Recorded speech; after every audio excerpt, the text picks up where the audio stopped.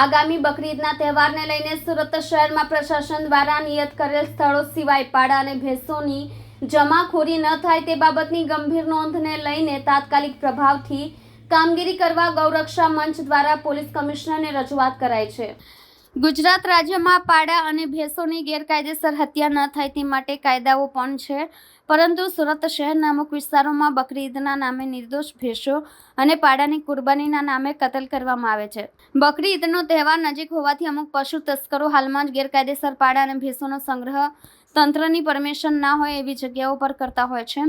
માટે મૂંગા નિર્દોષ પશુઓનો જીવ બચાવવો એ પ્રશાસનનું કામ છે। તેમ છતાં હજારોની સંખ્યામાં ગેરકાયદેસર પાડા અને ભેંસોની સુરત શહેરમાં કતલ થાય છે તે પણ સત્ય છે, માટે આગામી સાવચેતીના પગલાં લઈને ગેરકાયદે પશુઓ સંગ્રહ કરતા હોય અને પરમિશન વગર વેપાર કરતા હોય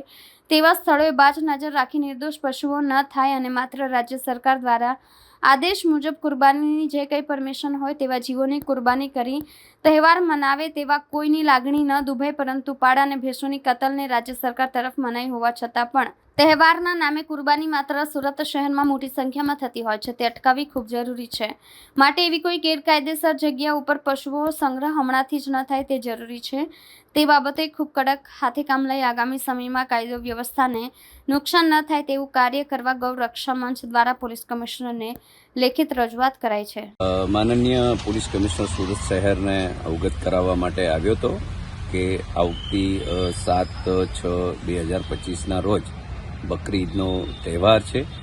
અને એ તહેવાર અગાઉ જ ઘણા બધા પશુ તસ્કરો એવા હોય છે કે જે પશુઓનું ગેરકાયદેસર જમાવડો કરતા હોય છે, જ્યાં પ્રશાસનની પરમિશન ના હોય એવી જગ્યાઓ પર સેંકડોની સંખ્યામાં પશુઓનો વેપાર કરતા હોય છે। તો આવા નિર્દોષ પશુઓનો વેપાર નિયંત્રિત જે કંઈ સરકારી સૂચના હોય એવી જગ્યા પર જ કરવામાં આવે અને ગેરકાયદેસર જેટલી પણ જગ્યાએ આવા પશુઓ રાખવામાં આવે એને તત્કાલ છોડાવવા માટે આવે અને ઈદના તહેવારની અંદર જે રીતના કુરબાનીની પ્રથા હોય છે એમાં ગેરકાયદેસર કોઈપણ પશુઓની કુરબાની ન થાય એના માટે આ અટકાવવું જરૂરી છે। રાજ્ય સરકારે આમ પણ ભેંસો અને પાડાની કુરબાની ગુજરાત રાજ્યની અંદર ન કરી શકે એવા નિયમો પણ બનાવ્યા છે। તેમ છતાં સુરત શહેરની અંદર ક્યાંક ને ક્યાંક આવી ગેરકાયદેસર પશુઓની કુરબાનીઓ આપવામાં આવે છે, તો એનો સખત વિરોધ છે અને એ બાબતે માનનીય કમિશનર શ્રી ઘટતું કરી અને આવી જેટલી પણ જગ્યાઓ છે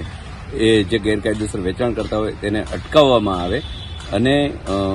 કાયદો અને વ્યવસ્થા સચવાય અને કોઈની લાગણી ના દુભાય એના પ્રયત્નો કરવામાં આવે।